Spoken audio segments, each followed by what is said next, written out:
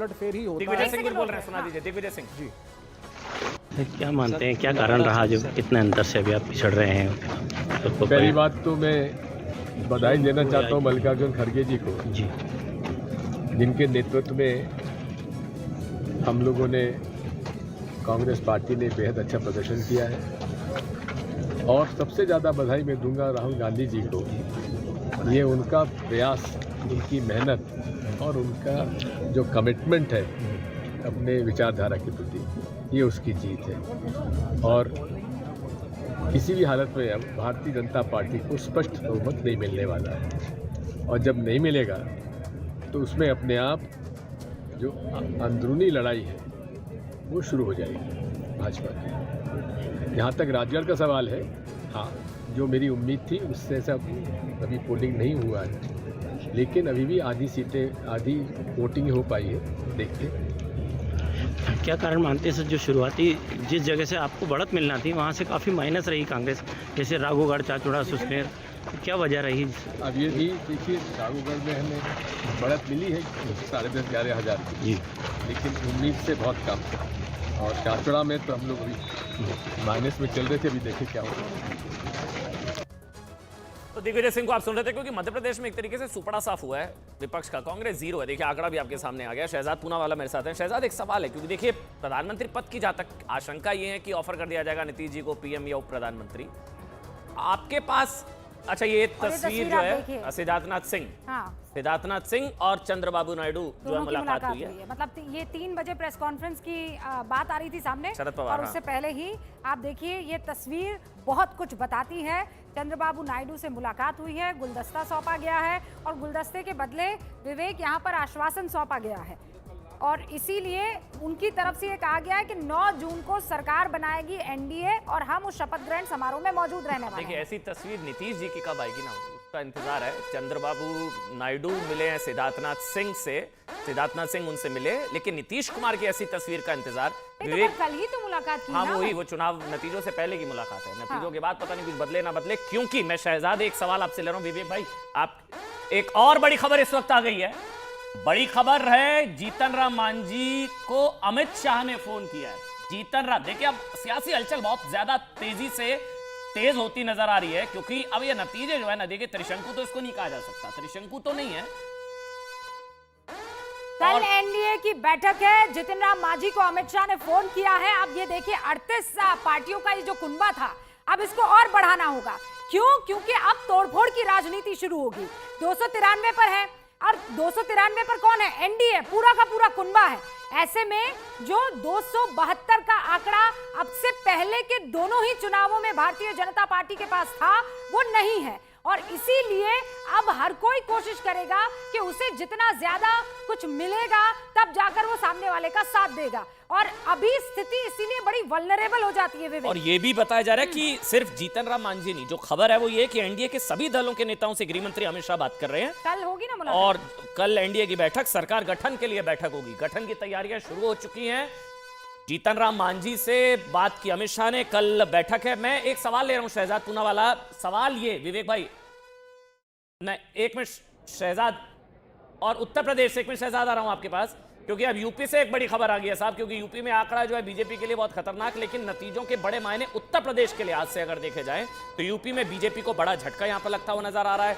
कहां 60-70 की बात की जा रही थी, उम्मीद से कहीं कम सीटें। स्ट्राइक रेट तो चिराग पासवान का 100%, 5 में से 5, मतलब 28 सीटों का नुकसान है यहाँ पर अमन 28 बीजेपी को, सीटों और 38 सीटों का फायदा है यहाँ पर इंडिया अलायंस को। और इसमें भी सबसे ज्यादा फायदा अगर किसी को हुआ है तो समाजवादी पार्टी को हुआ है। अब आप इस बात को समझिए कि वो जो 2 नैरेटिव बिल्ड किए गए थे अमन, पहला तो ये कि संविधान को बदल दिया जाएगा और संविधान बदलकर आपके आरक्षण को खत्म कर दिया जाएगा। तो और तीसरा बहुत इंपॉर्टेंट फैक्टर है, मुसलमानों का एक मुश्त वोट जो है वो कांग्रेस या समाजवादी पार्टी को जाना। इससे पहले ये था कि ट्रिपल तलाक वगैरह वगैरह का जो फायदा है वो मुस्लिम महिलाएं भले ही हो वो जाकर बीजेपी को, एनडीए को दे आती थी। लेकिन ये 3 बड़े रीजन है कि उत्तर प्रदेश में बड़ा झटका यहाँ पर मिला है। और एनडीए के सभी घटक दलों से बात कर रहे हैं अमित शाह। बड़ी खबर, बड़ी खबर 2:45 बज चुके हैं और अब तक लगभग स्थिति स्पष्ट होती नजर आ रही है और एनडीए के सभी घटक दलों से बात कर रहे हैं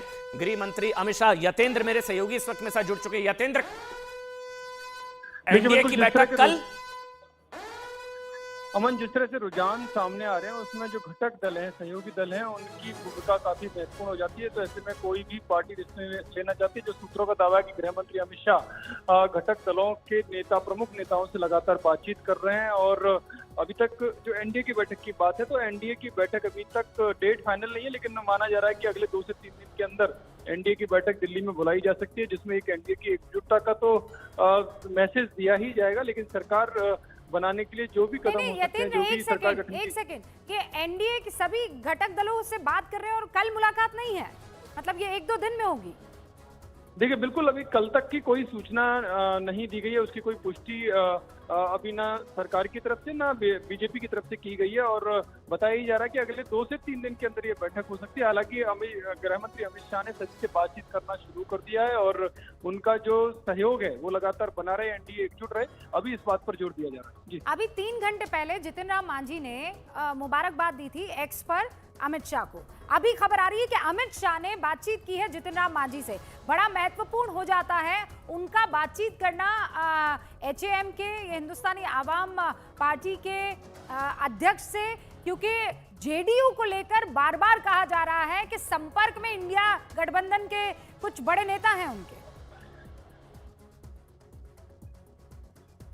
यतेंद्र, देखिए, बिल्कुल अभी जो रुझान सामने आ रहे हैं उसमें एक एक सीट काफी महत्वपूर्ण है सरकार गठन के लिए। तो ऐसे में जो सहयोगी दल है, चाहे एक सीट जीत रहा हो या ज्यादा सीट जीत रहा हो, उन सबको एकजुट रखने की बड़ी चुनौती बीजेपी के सामने है। क्योंकि जिस तरह से इंडिया गठबंधन की तरफ से मैसेज आया है या सूत्र दावा कर रहे हैं कि वो एनडीए के सहयोगी दलों पर से बात करने की कोशिश कर रहे हैं और उनको अपने पाले में लाने के लिए वो उन्हें कुछ बड़े ऑफर भी दे सकते हैं। तो ऐसे में अमित शाह एक्टिव हो गए और वो लगातार खुद सभी अपने सहयोगी दलों के प्रमुख नेताओं से बातचीत कर रहे हैं, चाहे उनके पास 1 सीट है या 2 सीट है। कोशिश यही है कि एनडीए की एकजुटता बरकरार रहे और जो रुझान है उस रुझान के हिसाब से भी एनडीए सरकार बनाने की स्थिति में। तो ऐसे में कोई टूट ना हो, कोई भी सहयोगी दल नाराज ना हो, तो खुद अमित शाह आगे कदम बढ़ाकर खुद ठीक है, एनडीए का कुनबा एकजुट रखने के लिए घटक दलों से बात हो रही है, एनडीए की बैठक हो सकती है। शहजाद पूनावाला, एक सवाल आपके जाने से पहले, सवाल ये कि आपके पास प्रधानमंत्री का पद नहीं है देने के लिए किसी को, इंडिया गठबंधन के पास प्रधानमंत्री का पद है ऑफर करने के लिए किसी को भी अपने पाले में लाने के लिए, ये तो फैक्ट है ना। वो तो नीतीश जी को कह देंगे बन जाओ प्रधानमंत्री, आ जाओ इधर। शहजाद, ठीक है शहजाद, आप एक फैक्ट भूल रहे हो। बोलिए। हाँ, आवाज आ रही है मेरी? जी बोलिए शहजाद। हमारे यहाँ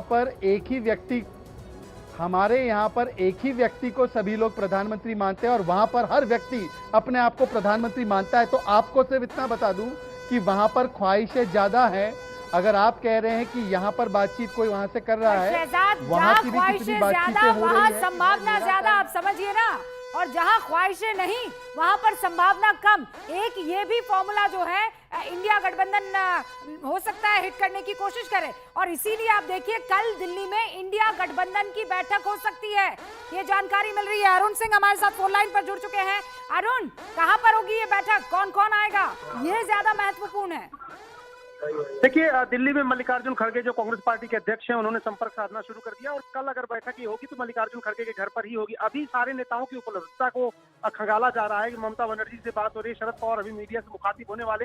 देखिए, कांग्रेस के पास ऑफर करने के लिए, जैसा आप दोनों चर्चा कर रहे थे, चंद्रबाबू नायडू मुख्यमंत्री बनने जा रहे हैं। कांग्रेस के एक नेता ने हंसते हुए कहा कि अगर हम उनको प्रधानमंत्री बना दे तो इस तरह की बातें और इस तरह की चर्चा कांग्रेस के खेमे में, इंडिया गठबंधन के खेमे में शुरू हो गई है। और ये दिखाता है कि इंडिया गठबंधन भी आखिरी समय तक इस उम्मीद को नहीं छोड़ना चाहता कि वो सरकार बना भी सकते। देखिए, 40 का अंतर है बहुमत के लिए। 233 रुझानों में इस समय दिखाई दे रहा है। तो 40 के लिए अगर नीतीश कुमार और चंद्रबाबू नायडू दोनों आ जाते हैं तो बाकी छोटे दल जैसे अजीत सिंह के बेटे को भी लाने की कोशिश होगी। वो पहले साथी थे इनके, अजीत सिंह भी साथ रह चुके हैं। तो ये तमाम जो बातें हो रही हैं, संपर्क साधे जा रहे हैं। देखिए, कौन है संपर्क, किस किस से साधा जा रहा है? जेडीयू, टीडीपी और कांग्रेस पार्टी कह रही है कि हमारे लिए कोई अछूत नहीं है, राजनीति में कोई दुश्मन नहीं है हमारा। हमारे साथ एक समय असदुद्दीन ओवैसी भी सरकार में शामिल रह चुके हैं, समर्थन दे चुके हैं। तो हम सबसे बात करेंगे, जो हमारे साथ आना चाहिए। लेकिन ऐसे विचारधारा में का सवाल अरुण दोनों भाई, गठबंधनों के लिए काफी कोशिश पहले सिर्फ पूछ एक चुका तरफ है। से थोड़ी ना होगी, तोड़फोड़ तो यहां से भी करने की कोशिश की जाएगी।